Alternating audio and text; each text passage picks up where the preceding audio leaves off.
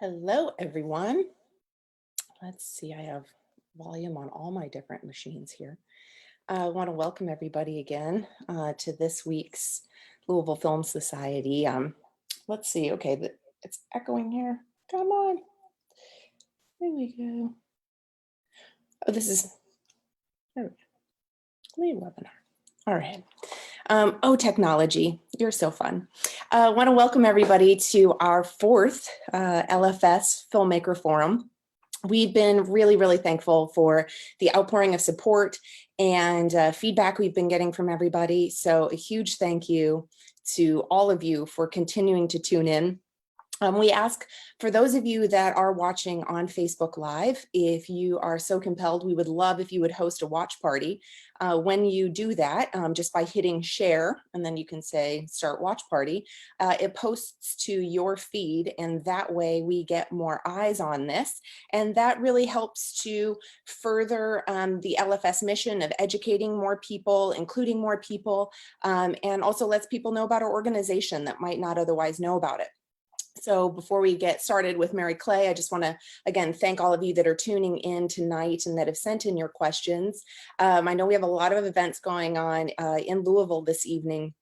So a lot of questions were submitted and people had said, hey, I might not be able to actually come onto the forum to ask the question, but please will you ask it so that I can watch on Facebook after the event tonight. And that's something that all of you can do for future forums as well. If you can't make it to the 6 o'clock forum every other Wednesday, we still welcome your questions and we're happy to ask them on your behalf.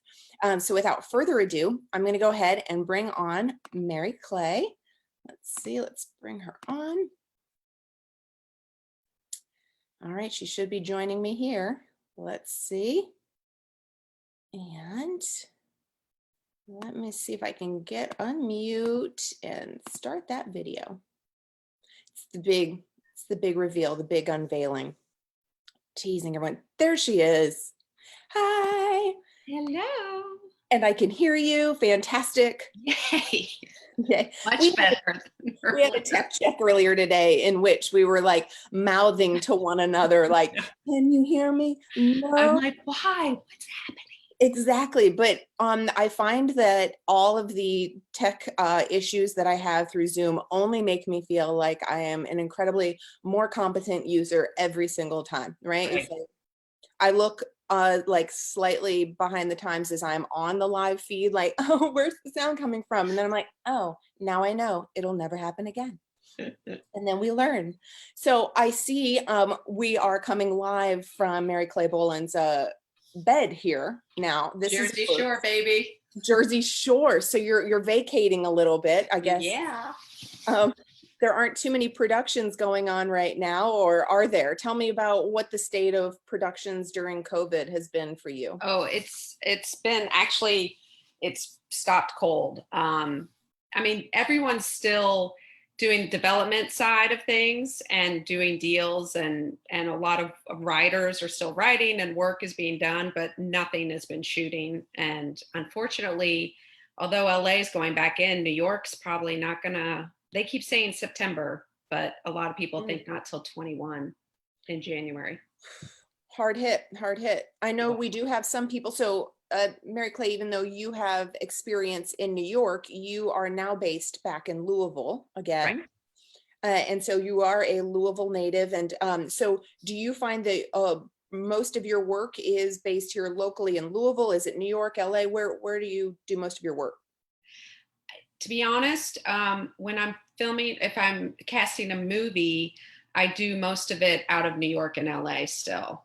And it's kind of been exciting that I can do that, because I really thought when I moved here, moved back with my daughter and my husband, that I was sort of giving up my regular casting job to focus on motherhood, and that I would just do certain local things if that came up, or something that was just offer only. And it turns out now that everyone puts themselves on camera, you know, everyone will tape themselves. I use tape as old language, but that's, you get the idea. For auditions now, and agents, like, everything's set up so that that's how it can be. So for my kitchen, I had over 100 sessions for the film I did last summer in New York and in LA, and was able to edit them and do callbacks and have it make adjustments. And so that was a big deal and I also was able to get a lot of local people seen in New York and LA because I could put them on camera here and send them that way. So that definitely makes things easier than it used to be.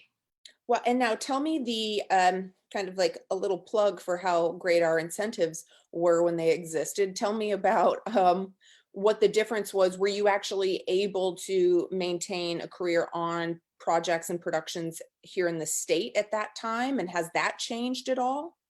Well, actually, the one movie that I did with Archie Borders that started out with Kentucky with the incentives and was going to be shot partially in France and partially in Kentucky, it sort of ended up getting hijacked and being totally in France. But we were still, because post was done here, they were still able to get the incentives. But I definitely think that the incentives going away crushed a lot of stuff. I've been this year I've worked more that like I'd never done before on local commercials with the director in town, and I've been casting those locally or out of Atlanta, a lot of Atlanta and Nashville and Louisville as well. And I find that a lot of actors from Louisville have moved to Nashville or Atlanta in order to get more work. So I feel good as long as they were from Kentucky.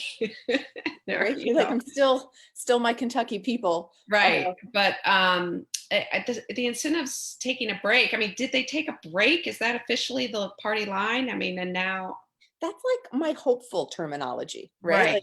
Like they're coming back. They're coming back. You know, Right. it's not like I want to say like when they left us forever. It's like I want to keep instilling some sense of hope Right. that we can have some sort of refined program. I do think like I'll keep my personal opinion out of it. Right. I think it was great to have the incentive here, and I think it would be fantastic to have it back. I Yes. know that we kind of, in terms of the hierarchy of issues that our state is currently facing, pretty Pretty low. low. Yeah. Down, yeah. We Down did the have, party though, line. I mean, those projects that were greenlit, you know, with the 2-year time span. So the movie I was working on last summer was all going to be shot in Louisville. And I was so excited about it. We did cast the 4 leads out of LA, but every other role was going to be Louisville. And we even had already cast some and everything. And that was going to be able to use incentives because it had been greenlit before. But unfortunately, we had floods and it was all being shot at the Louisville Yacht Club. So we had to postpone, and then COVID. I know, you're So like, is it a flood? Is it a pandemic? Who knows? What which I one? don't want to say like what's next. I'm not asking that. I'm done asking what's next. I'm like, oh, today is a good day. We'll just period. Hard stop. So will you tell me a little bit about your background? So obviously you were born and raised in Louisville. Where did casting come into play, and how did your career launch? Okay. As a young adult, I was a performer just in ballet. I would dance with Louisville Ballet through high school, and then was a ballet major at Indiana University and danced in New York in the summer. So I kind of thought dance was going to be my life. I didn't really think about it. And then when I turned 20, I realized I got injured, and anyway, life change. And I started taking a lot of theater classes and focused on television and theater as my major. And in the theater classes, I got to direct. And my favorite part of directing was working with the actors. And I didn't even know that casting was a job. I don't know if anyone did back then. This was a long time ago. Casting has evolved since then. But so I fell in love with that portion of it, of auditioning, of working with the actors, of sort of, I was very good at, I was never an actor. I did study acting just because you sort of have to. But I was good at tweaking actors and sort of getting performances out of them, which I thought was a weird talent. I didn't really even know it was a talent until later. And then I found an internship book. I worked in advertising for a year, didn't like it, found an internship book at my mom's office at Bellarmine, and said casting's a job. I saw a bunch of internships and applied and got one in New York at Circle Rep Theater and started from there. And did a year-long internship in theater. It was amazing. I pretty much credit that to my career because that theater company, the actors that worked there, I mean, the people I got to work with, it was insane and such a great introduction into the New York acting scene.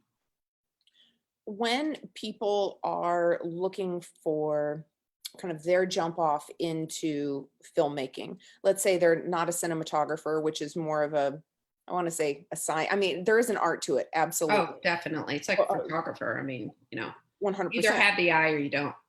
100, yes, absolutely. And there's training that you can do to it to become, better and more refined. And a lot of that can be online now, streamlined for home learning, things like that. But when you're talking about some of these skills like casting and directing, those sorts of things, do you find that internship, that film school, or just getting on set, what do you think is, especially for people that are here landlocked in Louisville, Kentucky, what do you suggest people use as their trajectory to get deeper into the industry?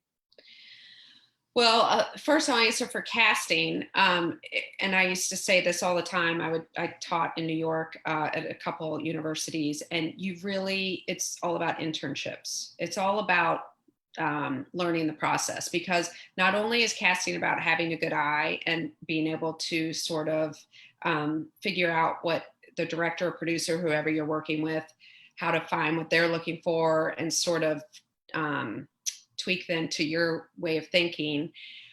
Internship is the only way to sort of learn that skill and hone those, as well as negotiating deals, talking to agents, going through people's resumes and stuff.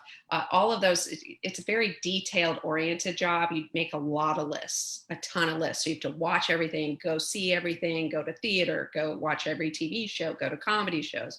And so really the only way you can kind of get the feel for that is through internships. Unfortunately, there's no master's degree. Like MFA for acting is so crucial, I think, and for directing, but for casting, it's sort of just experience only. That makes a lot of sense. Mm-hmm. I have Kirsten over here that would love to come on and ask a little bit overall about a process of kind of maintaining your grounding through your career. Hold on one second. Kirsten, if you want to come on over. Let's see. This is not a science. No, actually it really is. It's just Zoom hates me. I've been so bad on all my Zoom calls. All my friends mock me relentlessly. Cool. Well, I just kicked her off the Zoom. So, boom. So I'm like, hey, Kirsten, do you want to ask a question? Too bad. Yeah. I see someone. I didn't kick her off. Hi, Kirsten. Oh, sorry about that. I had a little malfunction there. I thought I kicked you off for a second and I was like losing my Zoom cred. All right, it's all you, love. Hi. Oh, good afternoon. How are you doing? Good. How are you? Good. Okay, my question is there a constant or a constant system that you found that you've used as you progressed through your career as far as maintaining and developing your craft in your career? Well, it's all about following your gut, to be honest, and sort of believing in your choices and actors and being able to sort of battle for them on behalf of them if you see something someone else doesn't. But as you go further in your career and have more confidence in what you've done in the past and your ability, I do feel like it enables you to get stronger at that and be more confident and be able to sort of say, I got this. I know, where at first it was sort of, I'd bring in way too many actors and for the producer and director and sort of just be like, maybe they'll like one of these, even though I liked them all, I didn't know, but now I can zero in much faster and bring in 2 actors tops or 3 once we get down to it and sort of know exactly what's going to work and what isn't. So I feel like really that system is really just following my gut. And as you develop in your career, believing in yourself. And you know how, especially as women, we always think when we're a success, like, I'm totally fooling everyone right now.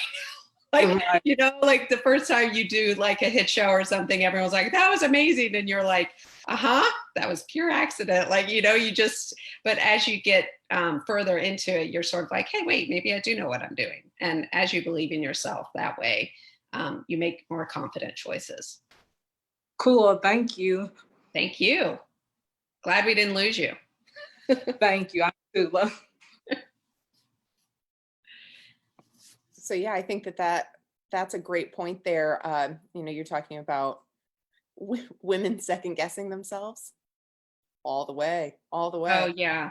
I mean, I worked for this woman, Mary Cahoon, who I'm so lucky I got to work for her. And she's passed away since, but she is a wonderful casting director. And I did a CBS show with her and some other projects. And she had cast, like, by the time I got to work with her, she had started at the Public Theater doing, you know, Shakespeare in the Park and everything for Joe Papp, which is like unbelievable cred. But then, I mean, we're talking Platoon, My Girl, like every movie of my childhood. And I was just like, oh my God, wait, you cast this? Like, and she was unbelievable. And one of her best friends was Juliet Taylor, who, I don't know if you know who that is. She's one of the biggest casting directors around. And she did every single Woody Allen movie. And I mean, she's huge. Like Ellen Lewis, who is Scorsese's person, was her associate for like 20 years. Like, this is how Juliet, they're like staples of the casting community. And Mary Cahoon told me once, she said, oh, I bumped into Juliet in the bathroom one time, and we were, you know, at this award show, and we were like, aren't you just waiting for someone to run out and take these awards back from you and say, no, we made a mistake, you're faking it, we know. And I was like, that's so true. Women totally do that. They're like, oh my gosh, someone, you know, I can't believe this is happening. It's a very interesting thing. Most, you know, men I know are just so confident. And I don't mean to just generalize, but I mean, here we have two women talking right now that are both saying like, yeah, there were many times in the start of my career, and, you know, even last week, where I'm like, what the hell am I doing? Keep going, just keep driving the train. Nobody knows the moments of doubts. Don't you find that actually goes almost across? I found that being an artist myself, when I started to realize the amount of doubt that other artists had in themselves. Yeah, it makes you feel better. Oh, the more you work with, I mean, I worked with Arthur Miller, the playwright, and I cast this play, American Clock, for him. And he wouldn't even admit it was an autobiography, yet I'm trying to cast a young him. And I was like, this is really hard. Like, I know this is you. He's like, no, it's not. I mean, he was so kind and shy. And so he was 81 years old when I worked with him. You know, he's Arthur Miller. He wrote Death of a Salesman. And he was just like, whatever you think, Mary Clay. Like, I was 3 years into the business. I was like, what? He's like, that person looks great to me. And I was like, oh my God. Yeah. So I think we all, you know, struggle with believing in ourselves, especially in the entertainment industry. Oh, absolutely. And then let's talk a little bit about what you and I had discussed briefly earlier, is that you chose to, something we talked about with Stephen Gaghan before, as well as like writers being unsung heroes of film. There's so much emphasis on the director, the cinematographer, the producers, the actors, people on the screen, that you sometimes forget all the minutia. And I don't even want to call casting the minutia, because it makes the film or TV show. It's like the writer, some of these individuals that are so important to the process that become kind of lost in the process. So tell me a little bit about how becoming a gilded craft, how important that was, a unionized craft, and how that came about. And also, I'll ask the other question as follow-up afterwards, but did you find that it gave more validity to it, or did it just... Well, it gave us more power. The problem, once again, with casting is a lot of women. There are some men in there, but it's mainly a lot of women. And we weren't very good. What I found when we started going to union meetings and stuff is realizing we weren't good at individually negotiating our deals. We always felt like, sure, oh my gosh, you want to hire me? Okay, I'll work for, you know, and people were, other casting people were kind of screwing over some casting people, being like, I'll do that for cheaper. and the people were like, okay, like, and they wouldn't match people's quotes. And we were really having trouble, like, defending ourselves while negotiating for validity, because back in the day, casting was considered a pink collar job, because it used to be when the studios had contracts with actors, the casting person was the assistant or secretary who would just bring in the list of actors to the studio heads and be like, okay, these people need movies this week. This is our group. Well, then it has evolved into an art within itself, obviously, once actors went independent and everything. But it's still, in the industry, is considered kind of pink collar, which right there is a derogatory comment. So it's like a woman's job, I don't know. So when we finally unionized, which, as I told you earlier, the DGA wouldn't take us, none of the other unions would take us. So we unionized with the Teamsters. And it really, what it did was just enabled casting directors to live in order to support themselves and make decent money. Meanwhile, everyone else on the projects were making good money. But casting people, you were always struggling until you got to, of course, to a certain point. But it's really hard for those initial 10 years to make very little money. Like I worked on Sopranos, like cast that, one of the best shows. HBO, they're notorious for not paying very well, especially the cooler the show. So anyway, that happens to casting a lot. So once you're unionized, it's like, no, you have to pay for my assistant. You have to pay for my office space. Like, these are things that, so that was really important. And that happened about 12 years ago. So that just happened. I mean, it's kind of crazy. Before that, they still have CSA, the Casting Society of America, which I worked with, and that still really supports all the casting people, because theater isn't unionized, so they can't, all the equity, they can't, they don't have the same things as the Teamsters.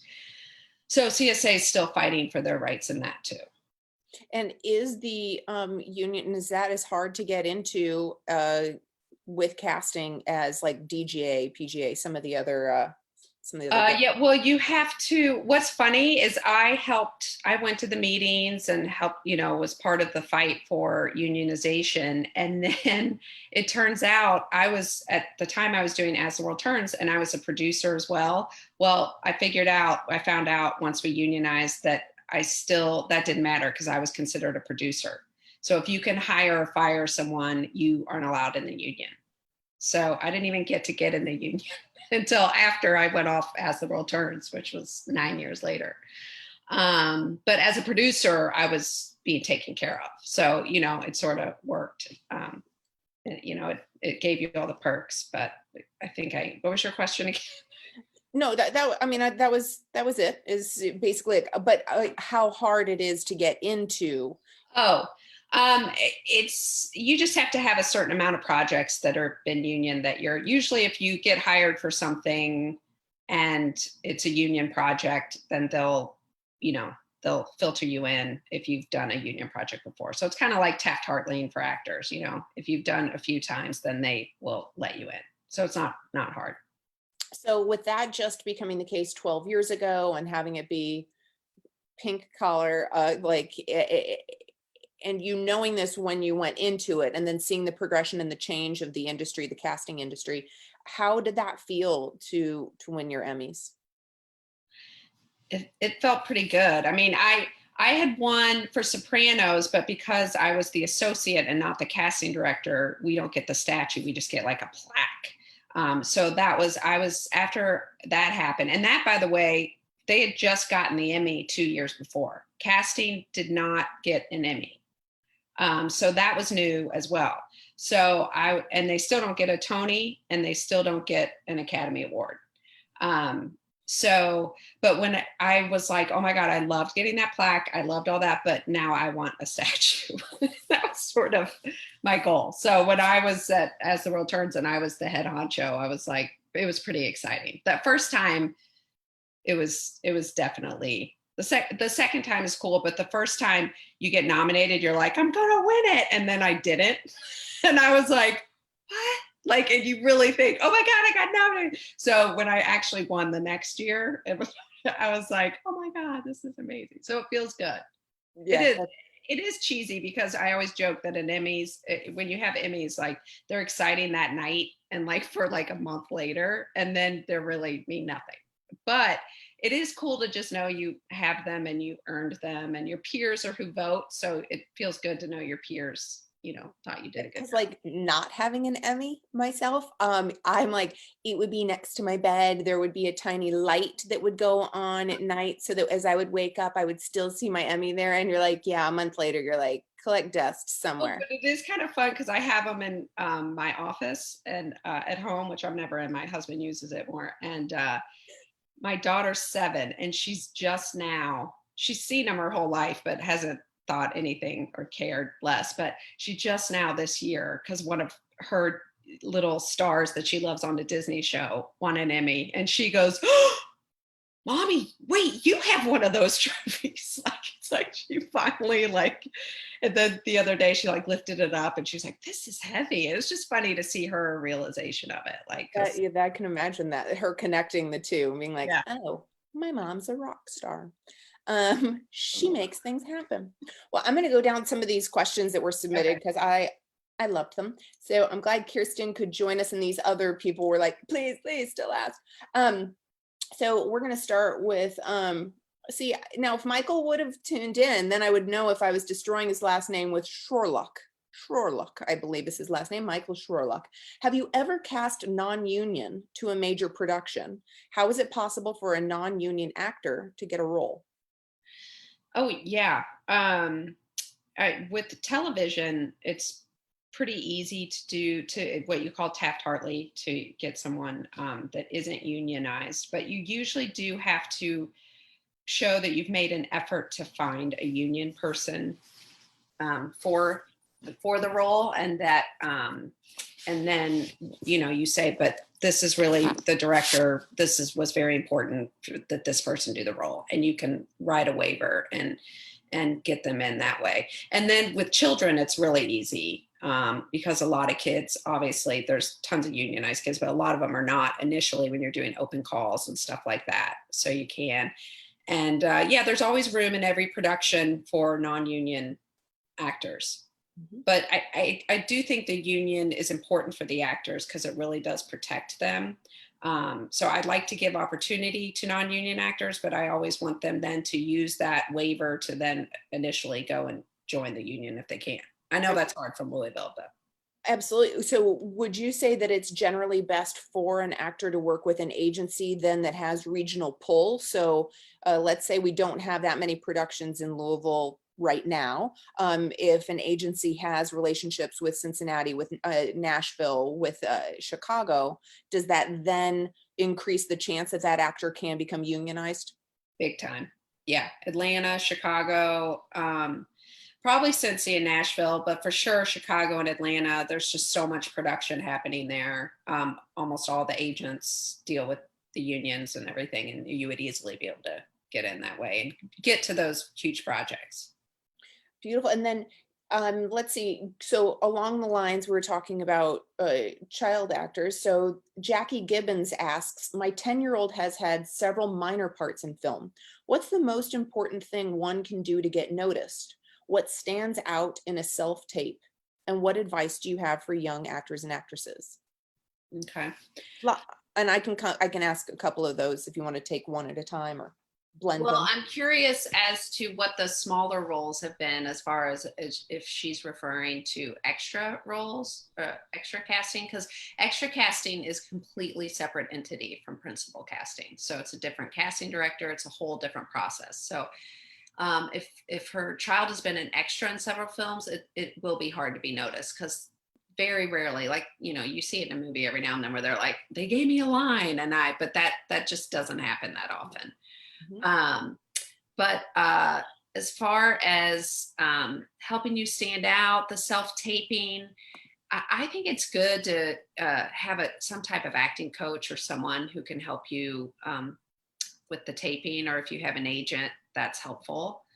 But really, as far as kids go, if they really want to do it, if they're really passionate, then that usually means they get it and they'll be pretty good, and eventually something will happen. It really is, unfortunately, I am a big believer in letting them drive the situation because, you know, you don't want the over aggressive parent who's making them, you can tell if a kid's not into it and they're just sort of being told to do it.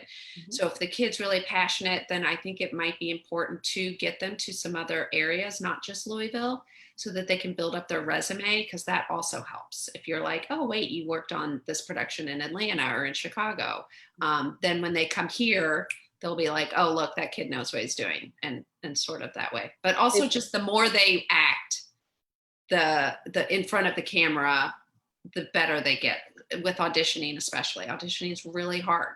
It's a different art actually than performing. You can be a really good auditioner and a really bad performer, or vice versa.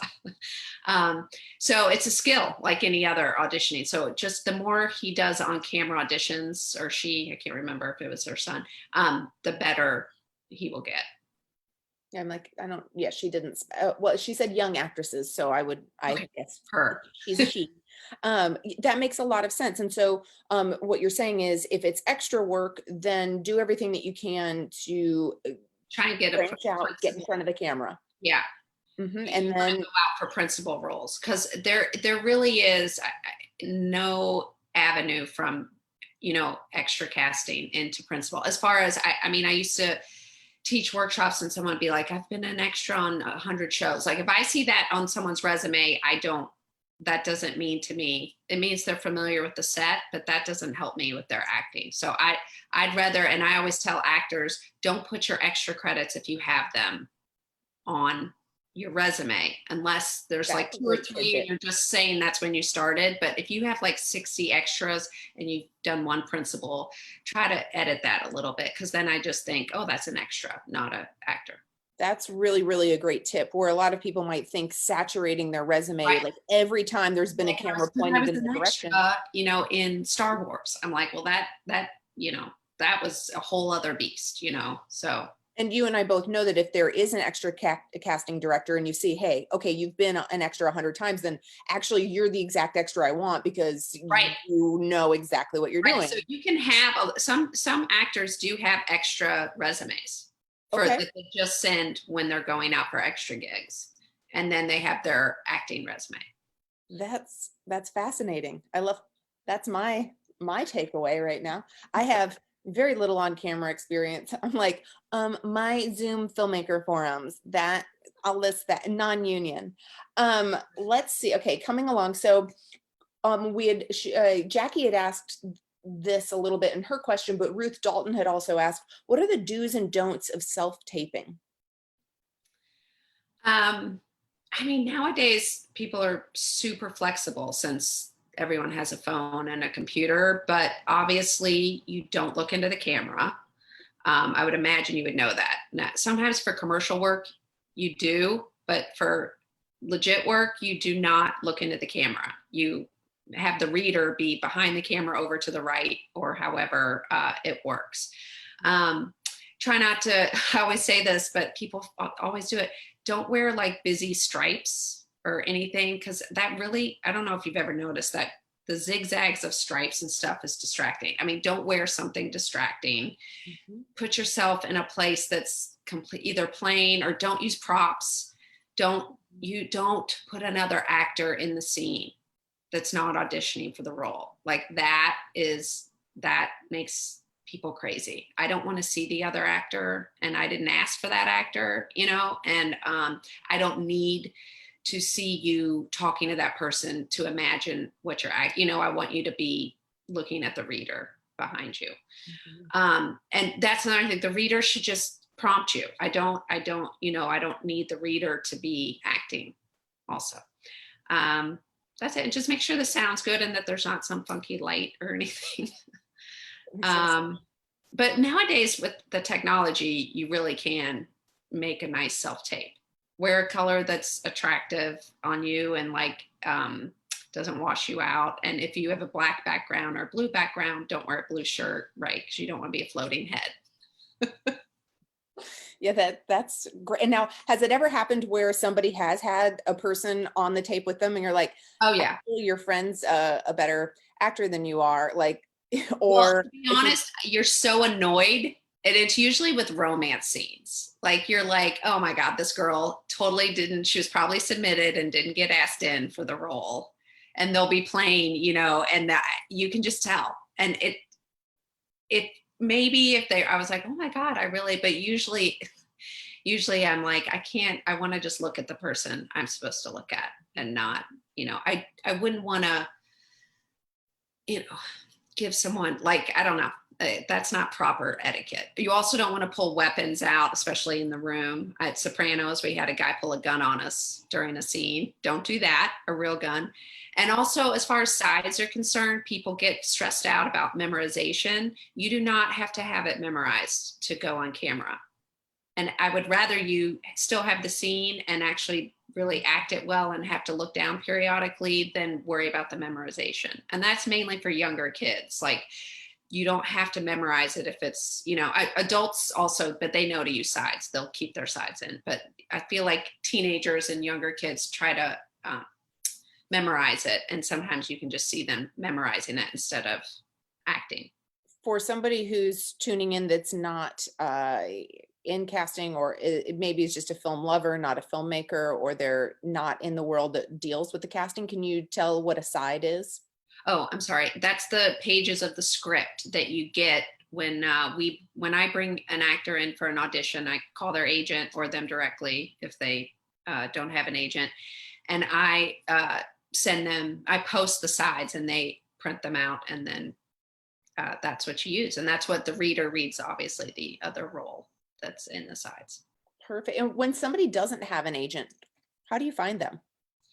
Well, okay, so in acting you use, or in casting, we use this service called Breakdown Services that is, it's actually international now, but they, almost everything goes through Breakdown. That's what you read the script, you break down the roles, and then you send that to this company and they post it and send it to every single agent. And now for the last 8 years, 10 years, they've had what's called Actors Access, which is attached to it. And that you can actually pay as an actor who doesn't have an agent, and you can submit yourself. Now, obviously, the agents get better breakdowns and better roles. But for regional actors, I do think Actors Access is something to think about. Is worth it. And it, I mean, the main thing is if someone, you know, you just go and click and then ask them to audition, it's a good way to get a lot of auditions and practice. That's fantastic. Fantastic advice. Now, you were talking about the difference sometimes that people can come in and they can just ace the audition and then they're like not so great as an actor when it's like, okay, not so much as an actor, but they just have trouble on the set, you know. Okay. Like I had this actor once that for a CBS show he's a good actor and his audition was great, but he could not memorize lines, and we didn't know that. And he was the lead of the show, huge CBS show. And he, I mean, could not, and he was playing a scientist, and it was like it was a huge problem. They had to like put up cards and like, you know, and so that's rare, but that can happen every now and then. Or just someone will have really good chemistry with the other person they're reading, you know, so you're like, oh my God, that was so great, I felt it. And then when they get on set, it doesn't work out, you know. That can happen. And what do? Do you recast? I mean, obviously not for the lead. You make poster board. You're like of the technological or the scientific words. You're like, this is what it is, the mitochondria. And would you just recast if when you get into it, you're like, ooh, that was a. Yeah, everyone hates to do that, but we definitely, especially on the soap, because we would give a lot of people chances, young actors, and soaps move so fast that if you had someone who wasn't good at finding their camera, blocking, doing the dialogue, you had to just, you know, cut the cord quickly. So yeah, you recast. Yeah, that makes a lot of sense. Now, Amy Blackburn asks, what do you recommend for older actors just getting started in a smaller market? I would say Actors Access also. I have never had a problem. Like, I love working with older actors who come from another career. So people used to be weary of this. I don't know why. I always use John Doman as my example. He's an actor who's the lead on The Wire. we put him in ER. It was his first like big job, and on West Wing. But now if you saw him, he was one of the leads of The Affair. He didn't start acting until he was 55. He was a huge advertising exec. And he just decided on a whim, hey, I think I want to try it. He'd been successful at his day job, so he had some money. And what he did that was very smart is he put his life story on there, or put what his accomplishments were and his degrees, because people think, oh, well, if it's not acting based, then you may not be interested. But if you majored in physics at Harvard and you're trying to be an actor now, I still want to see that on your resume, because that shows me something about you. It shows me you're very bright. It shows me, so I love to know, oh, well, this person may only have 2 things on their resume, but she was a teacher for 35 years. So most casting people have 0, like they love to give people older coming into it a chance. And as far as like being seen, you just sort of have to get yourself out there, do Actors Access, like I said, and try and go to as many auditions you see online as you can. And take an acting class if you have. Hopefully that's why you've gotten into it, is because you've been taking classes or something. Fantastic. Yes, the acting class. And then another entry point, I was wondering, where we had talked about you working in theater. Do you have any kind of affinity for theater actors and that they're transitioning into the camera? Is that ever a challenge? Because sometimes, we've talked in the past with directors where it's like a theater actor is very used to filling a stage versus filling a screen. It is a big challenge, and it's what I did, coming out of being in New York. It was all theater actors, a lot of, and almost for As the World Turns, and actually for all the Warner Brothers shows, you're always hiring kids out of acting conservatory. That's the best place, I think, to hire kids out of. If you've had a theater degree, and you can always take an actor down, it's hard to bring them up. So I think it's really hard. There are certain stage or film actors that just have no charisma on stage and just can't do it. But I found that most stage actors can cut it down and make it smaller, but it takes a lot of work because they're used to projecting, they're used to being bigger. And then with film, it's really all here and underneath. You're like, no, you need to just be thinking this, and we need to see it. We don't need you, A lot of musical theater actors is where they tend to be more over the top because they're singing it. So that they usually translate well into comedy and stuff. But I am a huge believer in getting an acting degree. And nowadays, it used to be we'd call Yale and we'd call Juilliard and be like, can we get this person, from your class? We need new faces. So can you send some of your graduates? They'd be like, okay. And they'd be so green. Well, now, and we would tell them this, you need to start training them on camera. And now almost all those programs do that. And they bring in casting people, and we used to go in and we would teach them how to audition for film and television versus theater, so that when they graduated, they had some skills. Because something I also was just thinking about is like the repetition. So when you're in live theater, you just keep going, you go with it, right? So if there's a mess up or if there's a movement, you don't have to repeat. I mean, yes, you've worked through the blocking and you're prayerfully doing the same movement towards a certain part of the stage or for a certain action. But with acting for screen, you have to hit certain marks so that the edits work, so that different shoots work. Right, so different angles and everything. Yeah, so I would imagine that would be. But keep in mind, a lot of theater actors, what they miss is that they get to do the arc of the character for the whole night. Like they get to go out there and be that person for the night, from beginning to end, the conflict and everything. Whereas it's kind of tricky for film and television because you may be shooting out of sequence.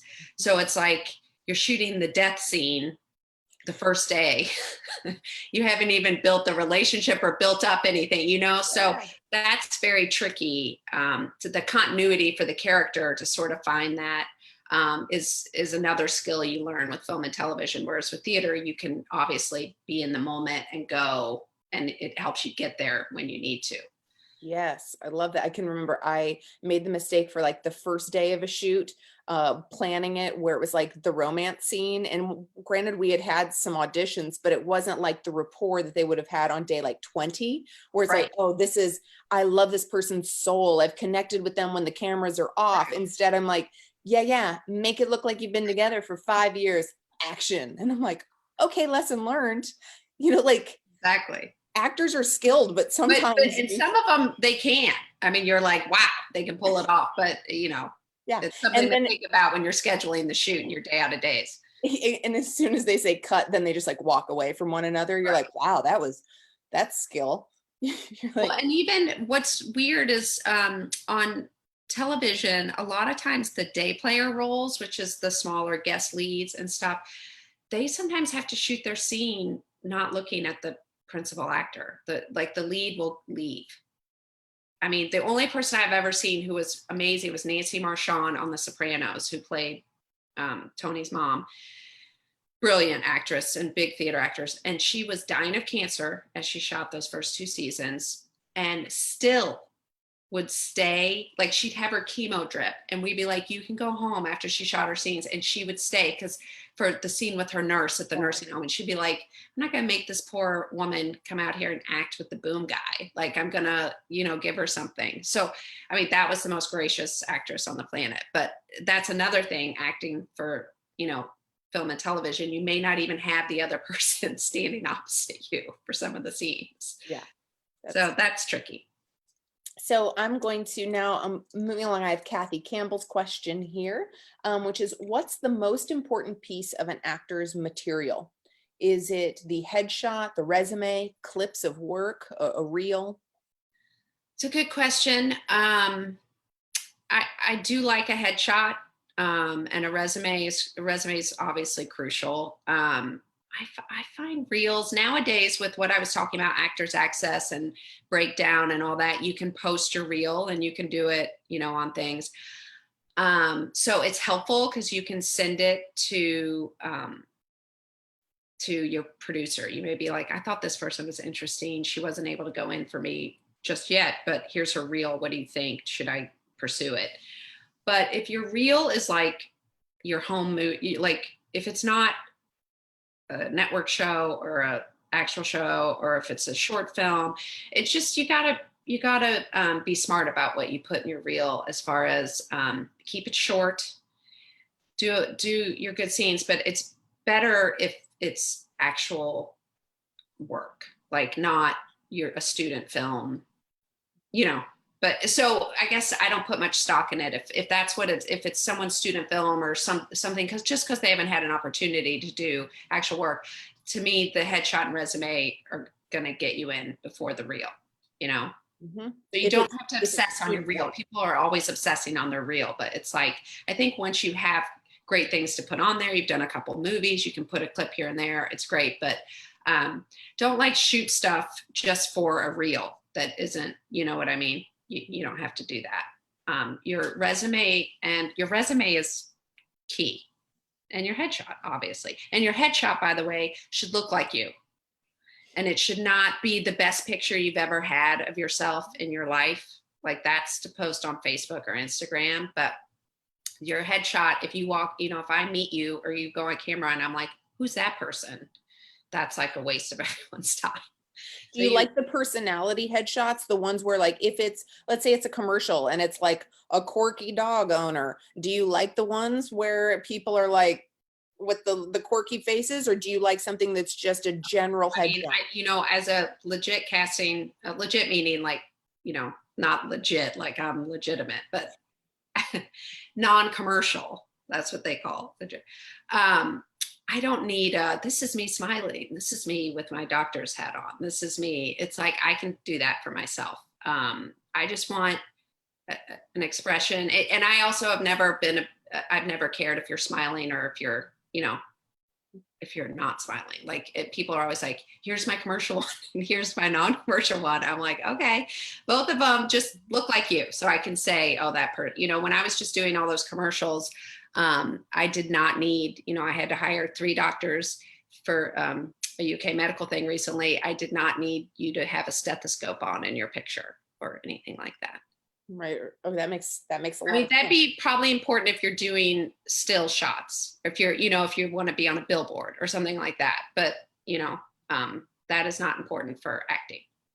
That's great. And now a question about receiving these headshots. do you receive many cold calls? Do people reach out to you, or how do you try to prevent that from happening, of direct contact to you, like, hey, you got a big break for me? Do you mean just in general, or if I'm working on a project, specific project?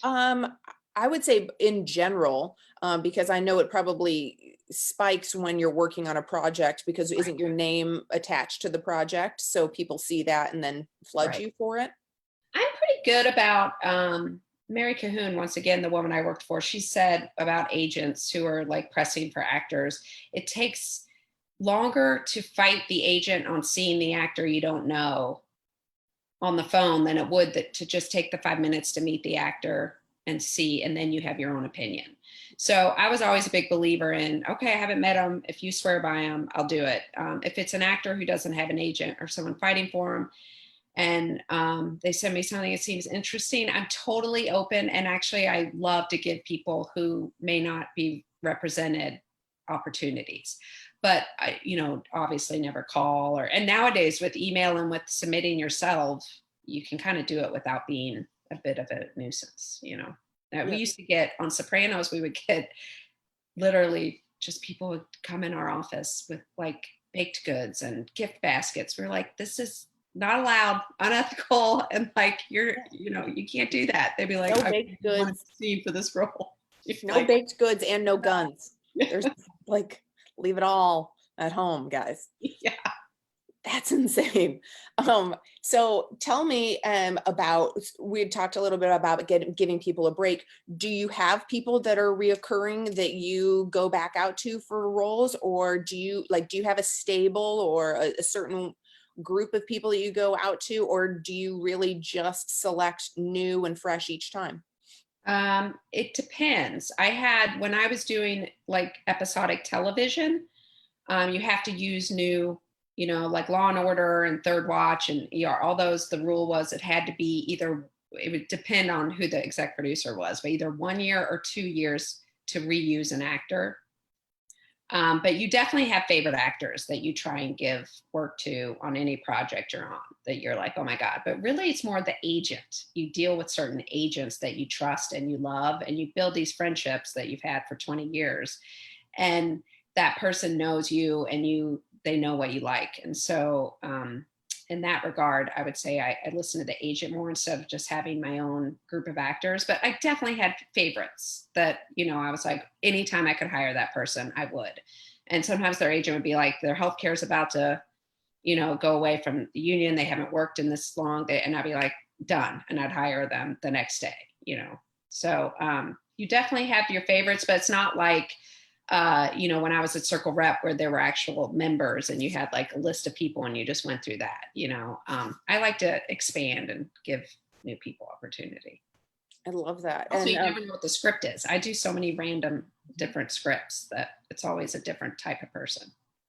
and with that, a question about working with directors, because maybe not everybody who's watching right now is an actor or wanting to get into casting specifically, but we also might have a lot of filmmakers who are looking at this like, how do I cast my film? Or if it's a short film, how do I cast? Or if I'm working on a feature, how can they best prepare for you to bring you on board? What can they be doing in terms of making sure they communicate properly to you what their needs are? Well, as a casting director, you also get used to, especially one like me who's done like 20 independent films and a lot of student films at NYU and at Juilliard stuff, is you get used to working with new actors or new directors. And so you sort of want to say to a young director, if you even are hiring a casting director, have faith in them because they've been doing this, and try to, trust them. But if you're doing it yourself, it's just important to really work with the actors and have a good relationship with the actors. You shouldn't just tell them what to do. You should let the actors come in and bring something that they've thought of that maybe you haven't to a role. That's my favorite thing. When an actor comes in, I've been seeing 50 actors all day doing the same role, and someone comes in and does it a way none of us thought. The director had not thought of that. I hadn't thought, and you're just like, oh my God, that worked. Like, that was amazing. So be open to that. Be open to someone looking different than you thought they would, or even in the script. I worked with Georgianne Walken, who's Christopher Walken's wife, for a long time, doing Sopranos and on many films. And Christopher Walken, I love, he said the first thing he does when he gets a script is he crosses out with black marker all of the stage directions and everything, because that's just what the writer imagined. But he's like, I want to do things my own way. So for the director to also be open for the actor to come in and try things differently, because a lot of directors have that, I want this, and yes, but be open to seeing things that you may not have expected or thought of. And then my last question for you is, we were talking about earlier about being female in the industry, and also the importance of representation. So of diversity in race and in gender.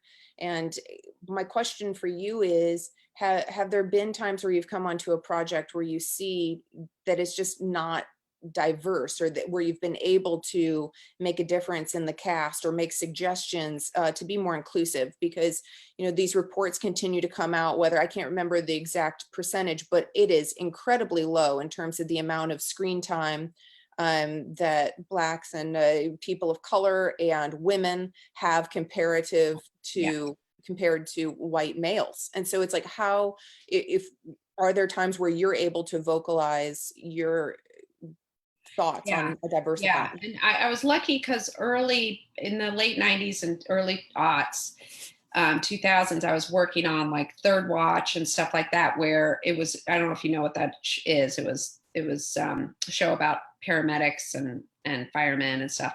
That was a show that we were able to be ethnically diverse. And it wasn't supposed to be, but we were like, can we please? And also, I don't know if you know this, and all the networks have diversity clauses. So you have to actually list out the ethnicity of everyone for each episode and send it in to the diversity executives at the network. So they are looking at that and have been for a while. But now, like when you're working on certain projects, you're just like, that was my big thing with As the World Turns. I mean, that show just had a lot of white people on it. And when they hired me from Warner Brothers, and I was like, and I was used to casting, shows that were more ethnically diverse. And my EP said, can you please help us with that? So, it was like fun to bring in different actors and sort of open people's minds. So I just think that's important. And that's another thing, back to the director. If you read something and you think, oh, it should be, of course, if it's about that ethnicity, then yes, it has to be that ethnicity. But if it's something that it doesn't matter, there's definitely keep your mind open about what that role will look like, because it's really important. I do think TV, I mean, there's many flaws in it, but it has made some headway as far as helping people, see different ethnicities and, the gay community and stuff, and normalize it, like Will and Grace and things like that. You can fight me on that, but it did kind of sort of make it more of a natural, like, people didn't think it was so strange anymore because it was in their living room every day, so I think the power in it is so strong that it is important to keep casting very open. I love that. And I would love, in closing, if you would just give some advice, whether a person is wanting to go into casting, if there is an actor, actress who's watching this, or a filmmaker in any capacity that's in Louisville, either starting their career or working here, either hoping to stay here or to leave. Do you have any suggestions that you would give them in terms of how, let's focus on those who want to stay here. How can people live in Louisville and best make a career in film? I think it's difficult, but I think you can do it. I do think it's worth it to go to some other places and learn in some other, and now it doesn't have to be New York or LA, but go do a project in Atlanta or in Chicago or something, just to sort of make your background even more. It's just part of the education process, right? Because they don't have many film degree options here in Louisville. and then come back and make your films in Louisville. But if you want to stay here and learn, I do know a director who is very successful in the commercial world, and he trained himself here. He started as a cinematographer and now is becoming a director in film. And it can happen, but you really just got to work a ton and sort of figure it out, you know, and get yourself a reputation. But I do think it does help to educate yourself elsewhere for anything. And it can be 1 year, but just to sort of get out there and expand and then come back and let Louisville enjoy and prosper from your knowledge that you gathered. Yeah, I mean, we both came back. Right, exactly. Yeah, and it's great to be able to have a little bit of that different experience and then bring it home with us. And there's so many great people in Louisville who love film and who work their butt off and are doing great things. And absolutely. And even those that don't have the means to be able to leave, it's like, keep putting yourself in projects, whether they're short film projects here locally, keep always trying to learn more about your craft. So if you can't leave, you're in a situation, it's and like also learning. Watch everything. Go see every movie, go see TV shows. You know, it's important that even if you're like, oh, I want to be an arty filmmaker who film noir and still go watch TV. Still, because actually right now TV is like insane, you know, everything because of streaming is coming out. But it's just, I just think it's important to watch as much as you can and read as much as you can and see what other people are doing, what's out there, because you can learn just all that from right here too. Absolutely. And as you said, you never stop watching, you never stop learning, even now. No, constant. Yeah. Well, I cannot thank you enough. This has been really special. Our first like bedroom session too. I'm like, that intimate, get to know you. So thank you so much. I really appreciate you, and I hope to see you in person. Yes, it was great seeing you in Fake World. I know, right? I'm like, so close. Yeah. We'll talk soon. Thanks again, Mary Clay. We all appreciate you. All right. Thank you. Bye. Bye. So that was a wonderful session with Mary Clay Boland, and we appreciate all of you tuning in and watching and sharing this video. For those of you that are so compelled, we would love for you to head over to the Film Society website. Even donations of $5 help us keep the lights on. We'll turn the lights on in there for every $5 donation. We'll flick them on and off. We just really appreciate your support out there, and we hope you will continue to check in with us every 2 weeks. On July 1st, we have Carl Ellsworth, who will be with us, who's a fantastic screenwriter. And then we have another surprise coming up for you in the middle of July, which we will be announcing in the coming weeks. So everybody continue to stay happy, stay creative, stay well. And thank you again for tuning in. We look forward to seeing you again in 2 weeks. Take care. Bye.